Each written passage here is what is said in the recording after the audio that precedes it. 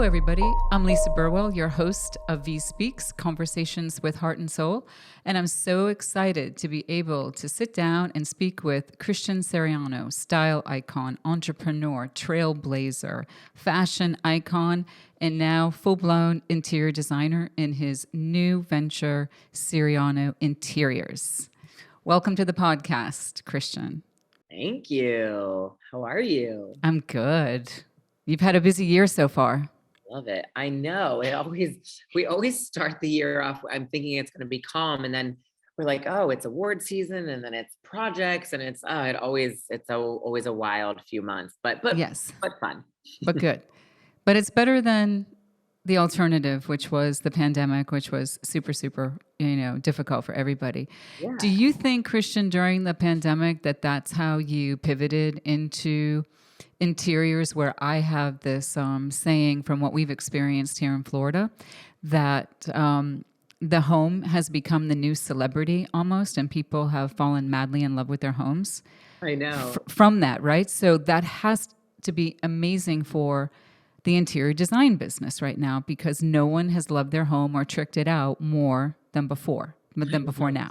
It's so funny. I was like, and I think that's exactly what happened. I always have loved interior and interior design. I've always loved that world. My mom was actually really interested in furniture growing up and would take me around furniture shopping and fabric shopping for reupholstering things. And but I think now more than ever, like, you really have to love where you live, because it's like, and even if you're now everyone's back to work and things, but I don't know, I just think it's important for self-care to be in a space that you think is beautiful and gorgeous and comfortable and elegant, all the things that I would think you want your home to be.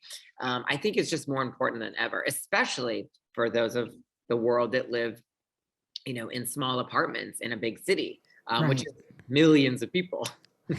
Yeah. So you had a really big install that you did recently. You're on the cover of our magazine, this issue. You look great as always, and you got a great project in this $35 million penthouse overlooking Central Park, which is like the coup of all coups, right? It was so gorgeous. It was insane. And it is gorgeous. So how long did it take you from concept to envisioning to actually doing the installation? It was really fast because this is like a new building, and they really wanted to showcase, different designers. And I remember when we were chatting about it, originally we would have had a few months to work on it, but really in the end, I think we did everything in maybe 2 months. And that was from maybe 3 months total, because a lot of the furniture we made custom. But it was fast and wild. And also a lot of, there was a lot of restrictions because it's a brand new building. Things weren't even finished. I remember when we were going in, there weren't even door handles on the outsides of the apartment doors. They were still working on them. So we were like, how do you get in? You got it was wild. So definitely some challenges there. But when we walked in, the view is so unbelievable. And it was such a perfect canvas for like my work, which is, I think, simple but sculptural, and we wanted it to feel really cool and stylish, and I thought it was a lot of fun. Yeah, it's gorgeous. And were your clients very participatory in this, or did they just have so much trust in you that you just went for it? No, it was so easy, because I think a lot of people were really thinking of these. Interesting enough, I think a lot of people bought them as investment properties in the pandemic, and I think everyone was just looking to like fill the space in a way. So they were like, whatever you think is beautiful. I was like, okay. That's good. Which was really great. Not all clients are that way. We definitely have others that are much more picky. But we love them too. And, we're working on another project now, and the client is very particular. And it's so interesting to have both of those worlds, and I've always had that in fashion. Some clients in fashion are so easy and quick, and you find a dress in a moment, and others are weeks and fittings. And, it's very interesting how the similarities in the business work. Yes, same in our business too. So I think it's like every business, but you seem to have carte blanche more than the average person, because people are just your credibility or innate trust that people have in you for being this tastemaker, change maker. It seems like you can do your thing a little bit more than maybe some other people because you're a trailblazer and you do everything before everybody else does it. That's what I've always thought about you. You don't need a lot of outside guidance or direction. It seems to always come internally, and then you trust that. Do you find that that's something you've always had, or have you learned to trust yourself more along the road? Yeah, I mean, I do. I love to just sometimes just go for it. I think I've learned that you just have to try, and sometimes things don't work out, of course, but for the most part, I really do think that things work out in some way or another, and it leads to something else greater and better. And that's kind of how I've learned to. It's kind of how I've treated my entire career, really. Hmm. And that can go from, some red carpets are amazing and Yeah. some aren't, and some, Right. projects have worked out and some haven't. And I really, really, but I think the most important thing is that I'm very open-minded to anything and everything. Like I don't shut someone out, or I don't shut a project down just because it's not the normal thing. Hmm. Right. Right. I've we've done a fair amount of podcasts in the last year and a half, and the pandemic actually was the catalyst to actually do that so that we could communicate, more easily. And it seemed like Yeah. podcasts were like the rage, and they seem to continue to be so. Mhm. And I've never named a podcast prior to actually having the interview and seeing where it organically takes you. But the working title of this podcast for you is One Size Does Not Fit All, because Love it. you have never been like that. And you've never been in a box. And you were the first out of the gate in the fashion industry on the runways for being inclusive. I think having fun, because I didn't think the shows were like really fun and dynamic, and you brought that to the table. And then, of course, your celebrity studded front row, which has become sort of a hallmark and a trademark for you Yeah. as well. As I think they want to obviously see your amazing designs, but then you have celebs walking your runway, and you also have them in the front row too. So you're a lovable person. And I mean, I don't know of a person, I've never heard anyone speak poorly of you ever. And you're such a people person. And, like a celebrity, they feel very comfortable with you. Yeah. I mean, I also think it's really important to be, you have to, I think everyone in this business too, like fashion's very a funny place. So you really have to like be yourself and be very true. And I've noticed that what worked for me and my brand was to just be, open and helpful. And I think that's what worked. And I think that that's actually how we became successful. And then you get everybody else on your side later on. Right. I think that, Right. I think as long as you continue to do that, it helps. Right. Well, dovetailing off that point that you just said, then I would venture to guess that a lot of celebrities are going to hire you for their home because it's just a segue, right? We're literally doing, what's so funny is like, I'm like, I sit here and I'm like, we had fittings today and we're working on the next collection. And then tomorrow I'm we just did a beautiful space for Billy Porter. So we designed some of his house. And so we're doing that So tomorrow. that's So amazing. I balance my days. Right, right. And then like fill a closet for somebody and then do the interior design. I mean, it's like pretty wild.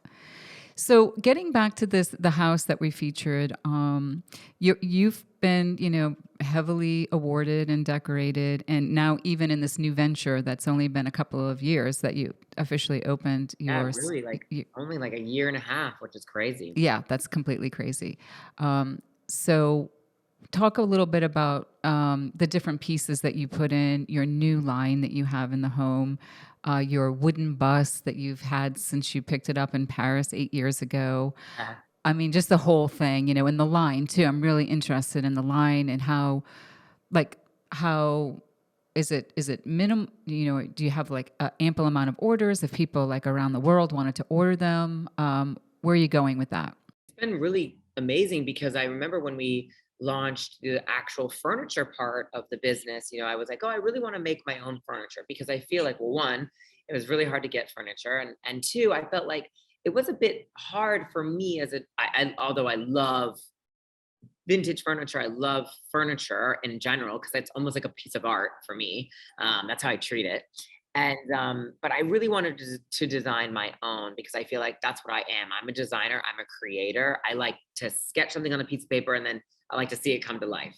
And it's been awesome. We launched originally just on First Dibs, and the problem now is that the orders are so much that we can barely keep up. Wow. So we are. Congratulations. It's great, but a lot of work. Furniture making is a big big challenge. It is. So we're trying to figure that out. I'll let you know how it goes. I'm sure you'll figure it out for sure.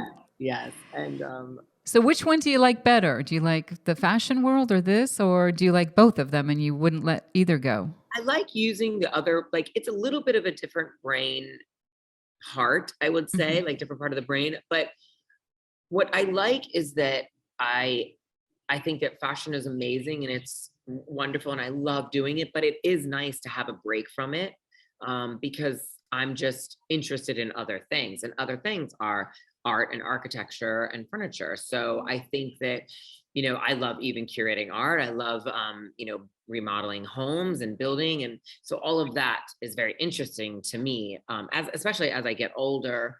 It's hard to do the same thing every day, all day. Yeah, that's great. In your career so far, what has been something that's happened to you that was literally beyond your expectations, like mega highlights that have happened?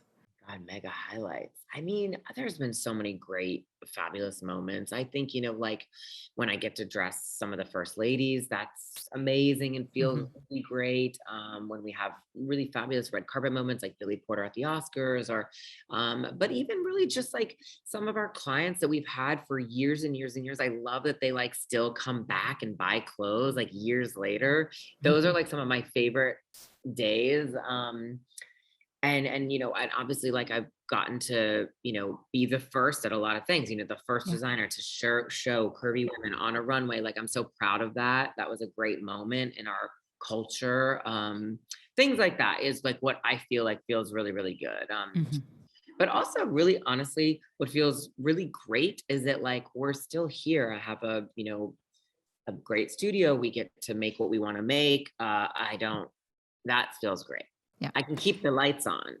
Yes, I know all about keeping the lights on. Exactly. With you, 100%. It's really hard to like keep your business going every season and you have to try and yeah. So we loved one of your like take 2, 3, or 4s that you've had so many when you opened the Curated, which we all thought, and you as well, which was one of the most magnificent, places that we've seen. And you did all of the interiors for that. Yeah. And renovated or just basically refreshed. Yeah, you refreshed that old townhouse. Woo, yeah. It was a lot of work. Yeah. And that was just an amazing place to be and place to go, and I'm so glad that you did that and that people did get to experience, and we got to experience that as well. Times have changed a lot since then. And I think COVID maybe was the probably the catalyst where like, how are you going to keep retail open when everyone's shuttered in their homes, but it would probably, and looking back on it right now, that was just like almost a creative outlet and something that was a foretelling of what you were going to end up doing, because you were in a lot of Architectural Digest and various magazines for that amazing space that you had created. So that might have even just been like the foretelling of this whole business that you're going into right now. Yeah. And now we're opening a new store, which will be really cool, which is a very similar version, but it will be in Connecticut, which is exciting. Oh, really? Yeah. Near your home. Yeah, it is. Which is beautiful, by the way. Did you design that too? I mean, you did the interiors in that home, which is spectacular. Absolutely spectacular. Yeah. Well, we had the privilege of going up to your other home that in Connecticut, where you were on the cover of that too, where you had done the interiors on that country home as well. I love that house. It was so quirky and crazy. It was it was great. And then we also had a fun little jaunt over to Ireland where we were at Ballynahinchcastle, and you brought all your dresses over there, and we were I able to do really that. want to go back. I know. And tell me about what your experience was there. I mean, we all thought that it was like mega career highlight and so fun, and it felt like we were in a movie. It literally felt like a movie. And now I think at the time, now that I remember, I'm like, oh my God, we should have done more and this. And then I was like, now I have all these ideas. But it We'll was, go back. We'll go back and do it. Let's do it. let's do it. It was so fabulous. That was such an amazing trip. And God, it's such a beautiful place and It is. gorgeous. Oh, and remember when we went to see, whose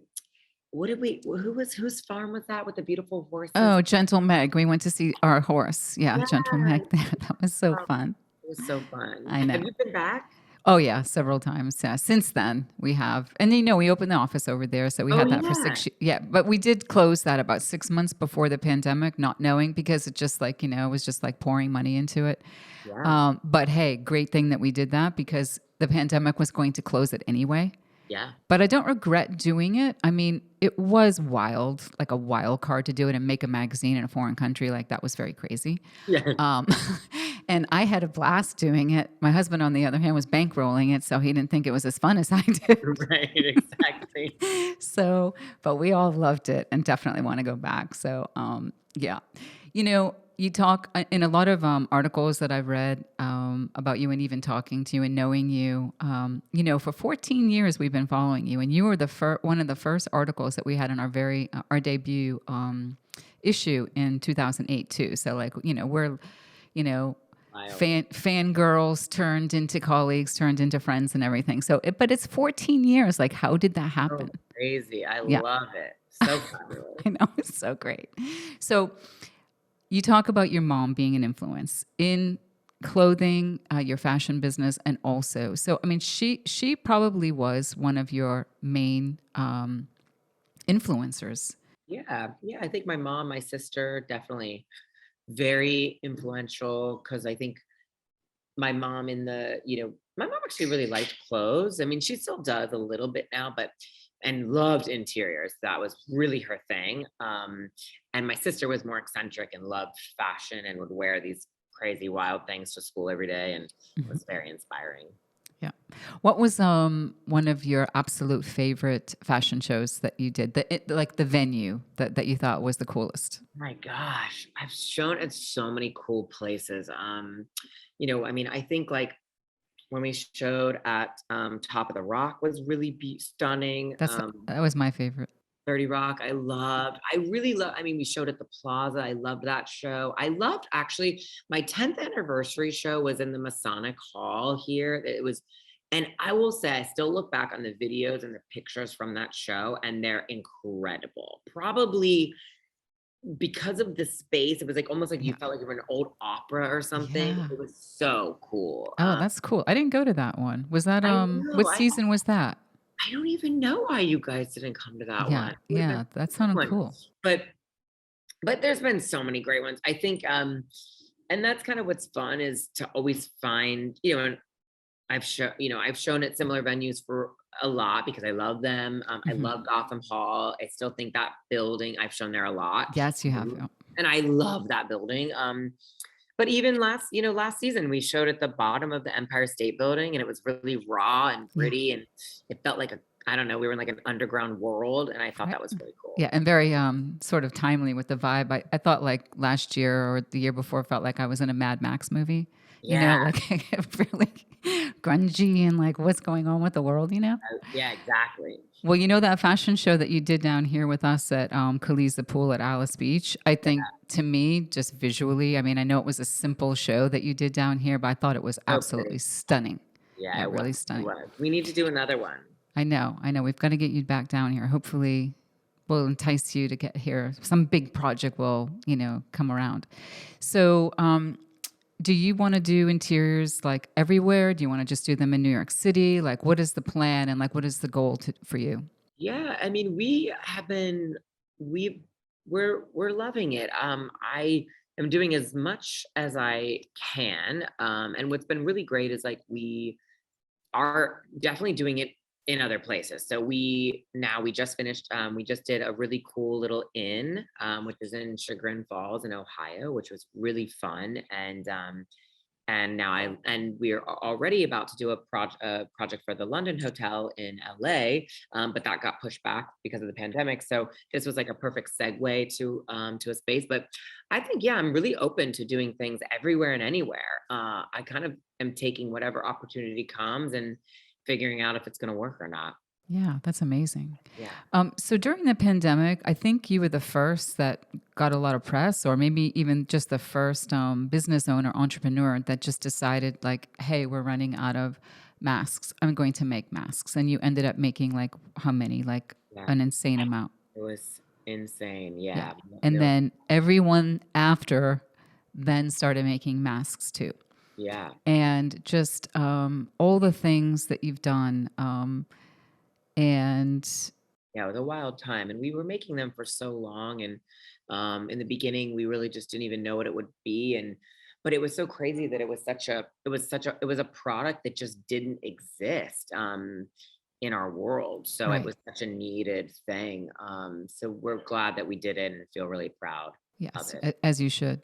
And so, what is the city like now? I know a lot of people that said like 6 months ago, not the same, but You is it? know, it is. It's definitely has a little bit of a different vibe, but I will say, like, that's one good thing about New York is that it always is back in action, and when it's back in action, it's back. I mean, we've been going to Broadway, we've been going to events, and I went to a beautiful gallery opening last night. Like, it's really nice to like see the New Yorker support other New Yorkers, and that's been really great. And we have the Tony Awards coming up in like a few weeks, and that was canceled for 2 years almost. So it's really nice that that's kind of back in action. Right. I'm in getting ready for this podcast. I'm looking back on all the covers, and then the Kristen Chenoweth cover that you had sent us over to the United Palace Theater, like hordes and hordes of dresses for that shoot and everything. I love that. And I don't think she ever looked better than in that red dress. So amazing. Unbelievable. And then not too long after that, you were doing the fittings and met and everything. And then I forget the whole story about this, but tell us about when she commissioned you to do all of the outfits for her play on Broadway. What Yeah, was that? Tell me about that. I can't remember that. it was amazing. I remember when I love Kristen. She is so fabulous and just a ball of joy and Yeah, energy. she And is. we got the pleasure of making her that. She had her one woman show, and it was so amazing. And she changed a bunch of times, and it was theatrical, but kitschy and beautiful because her voice isn't the same. Everything was pink. It was a blast. And I love working with her. And I don't do a lot of stage costume things because it's not really what I do, but I love doing it for her. Well, it's just like shows like that you can do anything basically, Yeah, because you're not in a box, and like people just trust that you can do anything and you pretty much can pull it off. we But, needed to do a cover shoot with her again. That was so fun. I know. And she loved that shoot too. Yeah. She really, we learned something when we went up there from her agents and her managers there, because she was only going to stay 2 hours. And then And then she ended up staying like 4.5 hours. I'm like, oh, like, why are you still here? Well, because she's having a good time and she's exactly. having fun and she likes the clothes and she likes it. And then they also said, and because you're all nice. And I'm like, well, what are the other magazines like? And they said, well, they're not nice and they're disorganized. So you should move to New York. And I'm like, okay, like the power of nice, right? And It is. she felt comfortable.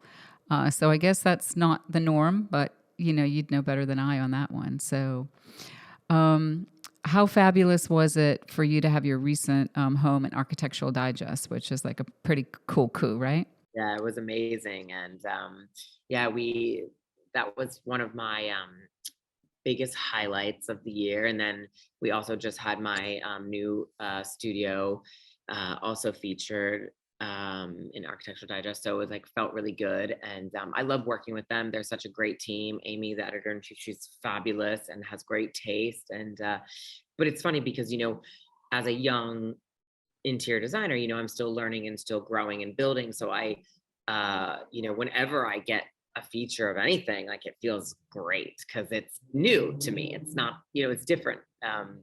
So it feels really nice. Yeah, yeah. So, your Project Runway right now with you as the lead, how what do you think of that? Like, how is that for you? Because you look like you're having a really good time. It's fun. It's, it's definitely, it's a lot of work. It's a lot Yeah, of hours. So I have to, and I really have to like devote myself to these young designers. But it's great, oh, that's very New York for you. But like being now being kind of the host and the mentor, it's nice to be able to help, because the business is really, really hard. So I really do try to give them like real advice, right, that I deal with every day. So right. it's everything I tell them has happened to me in my career or is happening. So Hmm. and I think that's so important for a mentor needs to be actually in the real business that they're mentoring. Right. And you seem to have a natural interest in them, and that you're really truly helping them. Ugh, yes, and it's so annoying because I get all attached to them in the end, and then I have to. Ugh. Say goodbye.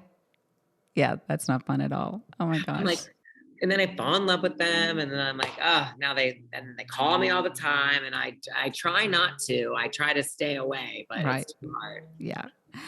Well, that's just you. Yeah. Congrats on your SCAD exhibit, both in Savannah and then recently. Talk about that. Like, how did they find you? It looked beautiful. How long did it take for you to get all those dresses down there? Like, what was that all like? Yeah. This GAD team has been so incredible. Their museums are so beautiful. And when they reached out and wanted to do it, I was like, oh, well, at first you're like, oh, I feel a little silly because it's like a retrospective of my work and I'm young and it's not that long. But I think what it really showed was like, we call the exhibit People Are People, because I think it just really shows there's really no other American young designer making clothes the way I make them and put them on the people that I put them on. So I think that is why it's very special. And I think it's very important for like a young generation to see that, because it's different than like if they saw a Dior exhibition. Like Dior doesn't do what I do, they never will, and that's just not them. Right. They barely even use black models for the last 25 years. So, and it's in that in itself, that's a whole nother topic. But you know, so anyway, I think it's really interesting. But it was so gorgeous, and the curators are amazing. And actually, one of the curators I worked with as an intern in London at Vivienne Westwood. So it came full circle No all these years way. later. And And and that's how it happened, where that connect. That is amazing. Yeah. yeah, Well, to say, I mean, impressive. You are young, but I mean, so prolific, and you obviously had such a body of work that you yeah, we make a definitely lot of deserved clothes. it. What's that? Yeah, we make a lot of clothes. I Yeah. was I was look I, the Atlanta exhibit is almost 80 looks, and I'm looking around, and they've all been worn by someone. So I was like, and someone fabulous. Or I was like, what? I'm like, wow. I'm like, I need a break. I need to take a little like a year off. So how long does that stay there? If it's No, still I stay there through the fall, so into the fall, so all summer long, in Atlanta. People have to go see it. It's so beautiful. yes, Into the fall, and then maybe we'll move it to another place. a So traveling. traveling Ah, show, yeah. really? So what will you do with those dresses after? Like just I auction them know. off because they were in the exhibit for like a lot of money? No, they'll go into the archives, and the Serious? archives will figure out where they're gonna go. Okay. Oh my gosh, crazy. A big storage unit. Yeah, if there are any left. Because Exactly. I should be in the storage unit business. That, Oh that, my god. that way we'd make a lot of money. We should be in the delivery trucking business and the storage, because let me tell you, they're making the money. Yeah, totally. If you don't mind, to close out, I'm going to have everyone come say hi to you behind me because they all know everyone want to come say hi to Christian. Who's here? All the girls? Emmy Martin, who wrote your article, Amazing. Jordan, who you know for a long time, Tracy, who you've known for a long time, is Christian. Hey, how are you? Nice to see you. Man, you guys have been kicking it together for a long time. A long time. I know. We've had so much fun with you. We love you so much. Thank you for your time and Thank you so much. continued success as your star. You're just going to keep going and going. I mean, it's unbelievable. Okay, everybody, thanks for watching VIE Speaks, Conversations with Heart and Soul. Our guest today was the fabulous, the wonderful Christian Siriano. And go watch this podcast and go buy everything that he's selling, because he's selling like everything. Bye, everybody. Bye. See you later.